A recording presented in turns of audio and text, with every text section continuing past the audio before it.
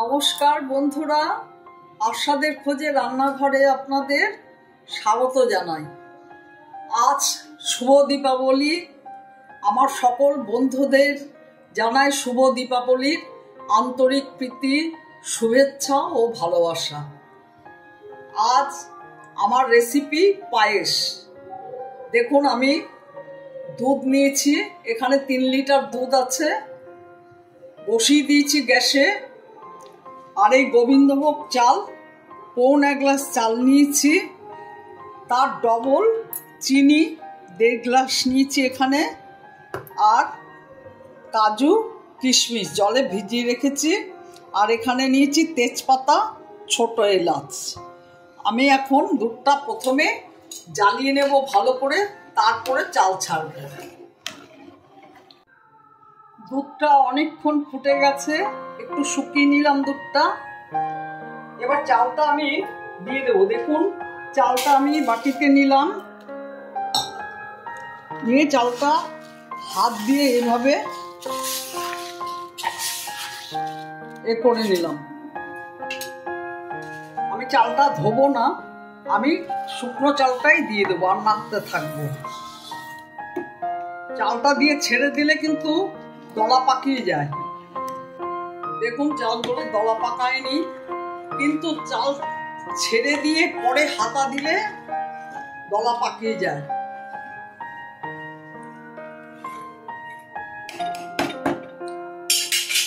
দুটো তেজপাতা দিয়ে দিলাম,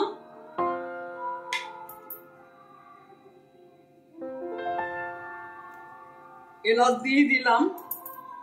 এলাচগুলো একটু মাঝখান দিয়ে চিড়ে দিচ্ছি।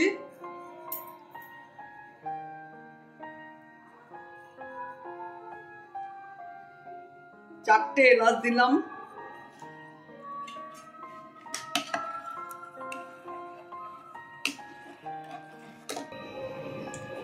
আমি কাজুটা ভেজে নিচ্ছি।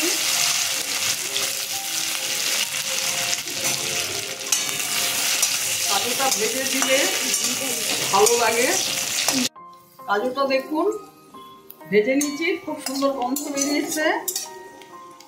আপনারা কাঁচাও দিতে পারেন, কিন্তু আমি একটু ঘিয়ে ভেজে নিলাম।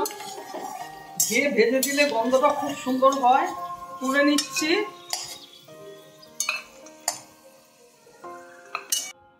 কিশমিশগুলো ভেজে নেব।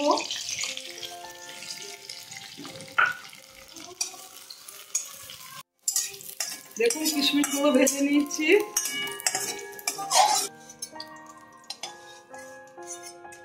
এইভাবে ঘিয়ে ভেজে কাজু কিশমিশ দিলে গন্ধটা খুব সুন্দর হয়।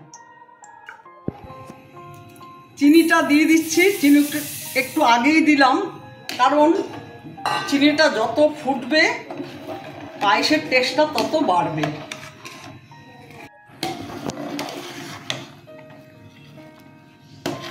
পায়েসটা রেডি হয়ে এসছে।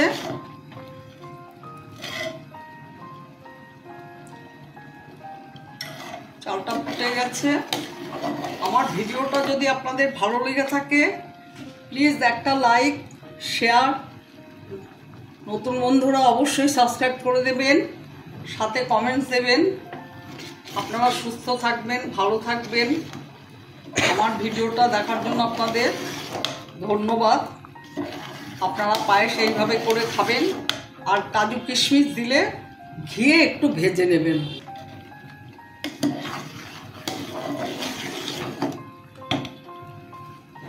কাজু কিশমিশটা দিয়ে দিলাম।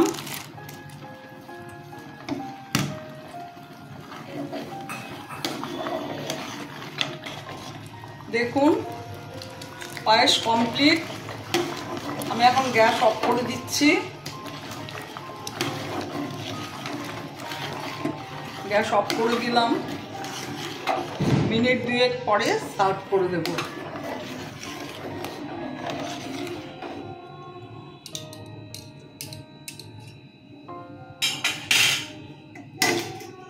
একটু ঢেকে রাখলাম, 2 মিনিট পর সার্ভ করে দেব।